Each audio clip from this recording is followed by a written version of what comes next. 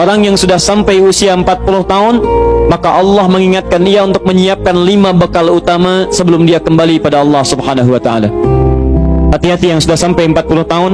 Jika Anda belum memiliki satu di antara 5 ini, Anda mesti khawatir, karena ini peringatan dari Al-Quran. Baik, 1. Qala rabbi auzi'ni an ashkura ni'mataka allati an'amta alayya wa ala walidayya.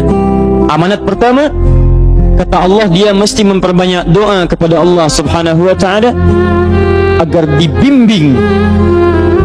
Banyak doa agar dibimbing mensyukuri nikmat hidup, plus bisa meningkatkan bakti pada orang tua.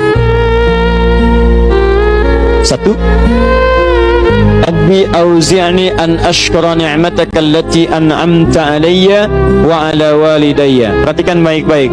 Ya Allah, mohon bimbing saya untuk selalu bisa mensyukuri segala nikmat yang telah Engkau berikan pada saya sekarang, 1, dan pada kedua orang tua saya. Baik, jadi kalau sudah sampai usia 40 tahun, pertama, Anda memohon doa kepada Allah untuk dibimbing terus bersyukur kepada Allah. Ini yang mau saya tegaskan. Lihat baik-baik. Apa itu syukur?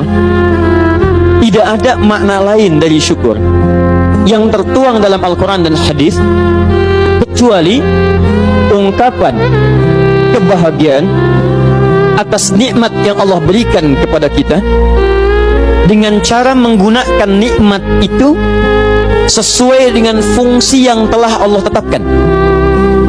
Misal, kita akan bersyukur dengan nikmat penglihatan mata. Anda diberikan 40 tahun dalam hidup, mata masih bisa melihat.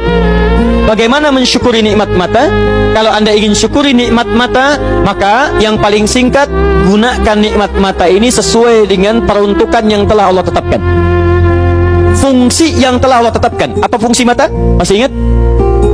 Melihat yang baik-baik. Quran surah ke-24 ayat 30 untuk laki-laki, ayat 31 untuk perempuan. Qul lil mu'minina yaghuddu min absarihim. Katakan pada pria-pria yang merasa punya iman. Dengan iman itu dia yakin dengan akhirat. Wabil akhirati hum yuqinun. Karena yakin dengan akhirat dia sadar akan pulang dan dia tahu nikmat matanya akan ditanya oleh Allah Subhanahu wa taala. Katakan pada pria-pria yang yakin bahwa matanya akan ditanya oleh Allah. Quran surah ke-17 ayat 36. Innas sam'a wal basara wal fuada kullu ulaika kana anhu mas'ula. Setiap pendengaran Anda, penglihatan Anda, plus apa yang Anda fikirkan, satu saat akan ditanya, dipertanggungjawabkan di hadapan Allah Subhanahu wa taala. Karena itu kata Allah, katakan pada orang-orang yang yakin dengan itu semua, ghuddu min absarihim, matanya hanya boleh melihat yang baik-baik saja. Yang tidak baik palingkan. Ibu juga sama, ayat 31-nya. Wa kullil mu'minati yaghdudna min absarihinna. Katakan pada perempuan yang merasa yakin dengan Allah, yakin akan pulang, yakin akan ditanya, matanya hanya boleh melihat yang baik-baik saja menurut Allah. Yang tidak baik palingkan. Di ghaddul basar itu bukan nggak boleh lihat, Pak. Ghaddul basar itu silahkan lihat, tapi ketika yang dilihat tidak baik menurut Allah, maka palingkan dari itu semua. Ini tidak tepat, teman-teman sekalian. Anda hanya mengucapkan alhamdulillah ya, sampai sekarang penglihatan masih baik. Belum cukup. Baik itu dipakai lihat apa? Penglihatannya baik, tapi masalahnya yang dilihat baik tidak. Itu poinnya. Maaf, ada anak usia 4 tahun, Bu, Pak, tidak bisa melihat. Dalam tidak bisa melihatnya, dia masih mau menghafal Al-Quran. Namanya Mu'af. Tinggalnya di Asyut, adanya di Kaira, negaranya Mesir. Matanya nggak bisa lihat, tapi dia sampaikan pada bapaknya, Pak, saya ingin menghafal Quran. Saya ingin menghafal Quran. Kata bapaknya, kamu yakin? Saya yakin. Baik, keluarga sederhana, punya cuman motor yang sangat luar biasa tidak bagusnya. Dimodifikasi dashboardnya, menempuh jarak kisaran 20 km. Datang pada syekhnya, bapaknya kemudian membonceng, muadnya di belakang. Teman-teman sekalian, setiap berangkat datang pada syekh, dapat hafalan baru, bapaknya tulis ayatnya, disimpan di dashboardnya. Di jalan lihat ke sini, lihat ke jalan, lihat ke sini, lihat ke jalan. Muad bacakan ayatnya, bapaknya mendengarnya. Secara singkat, tiba-tiba setelah itu fasenya berakhir, jadilah anak ini hafal Quran. Yang ngantar belum hafal Quran, yang diantar nggak bisa lihat hafal Quran. saking mudahnya Al-Quran, yang nggak bisa lihat bisa hafal Quran.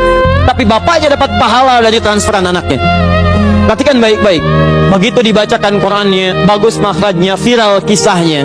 Begitu viral di Timur Tengah, datang reporter mau wawancara. Pertanyaan pertama, kalau Adinda diperkenankan oleh Allah untuk bermohon saat ini, apa yang mau dimohonkan kepada Allah? Reporter ini mengira dia akan meminta doa seperti ibunda Imam Al-Bukhari bermohon kepada Allah supaya Al-Bukhari disembuhkan dari butanya. Bu, Pak, Imam Al-Bukhari itu dulu buta. Butanya permanen. Dilahir 2 tahun ayahnya meninggal, 4 tahun buta permanen. Nanti ada satu kejadian di situ, yang dengan kejadian itu ibunya berdoa kepada Allah, anaknya menghafal Quran sampai di surat Qaf, ya, ayat ke-22. Anaknya murajaah ayat, ibunya memohon kepada Allah sambil menangis, sambil tertidur, sampai tertidur. Disitulah kemudian terjadi sesuatu yang luar biasa. Seketika Allah sembuhkan Al-Bukhari kecil, matanya bisa melihat kembali. Karena kajian kita bukan di sini, lain waktu nanti saya terangkan. Anda yang punya kitab Fathul Bari, Syarah Sahih Al-Bukhari, beli jilid pertama, kitab Muqaddimah, halaman 634, paling kiri, paragraf yang ketiga, baris 1 sampai dengan 9. Anda temukan kisahnya. Nah, reporter ini mengira ini Mu'adz akan minta kepada Allah seperti Al-Bukhari kecil memohon kepada Allah, matanya bisa melihat lagi. Ternyata lihat baik-baik. Kalau saya diperkenankan bermohon kepada Allah dan permohonan saya dikabulkan, maka pertama saya akan mohon kepada Allah untuk tetap membutakan mata saya sampai dengan kiamat. Ya Rabb, mohon butakan mata saya sampai kiamat, karena dengan buta mata ini saya bisa menghafal Quran. Saya takut ya Allah, kalau saya melihat lagi, mata saya melihat maksiat dan hilang Quran dari hafalan saya. Anda bisa bayangkan, anak kecil 4 tahun, mata nggak bisa lihat, digunakan menghafal Quran. Dan dia takut kalau melihat matanya dipakai maksiat.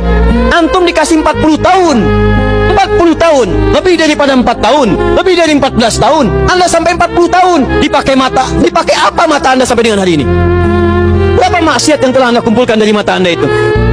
Mungkin wajar, jangankan hafal, baca masih sulit, lihat mushaf masih enggan, membaca masih susah. Kalau Anda sulit berhadapan dengan Al-Quran dalam pandangan Anda, tanyakan pada diri Anda, dipakai maksiat apa mata ini selama ini?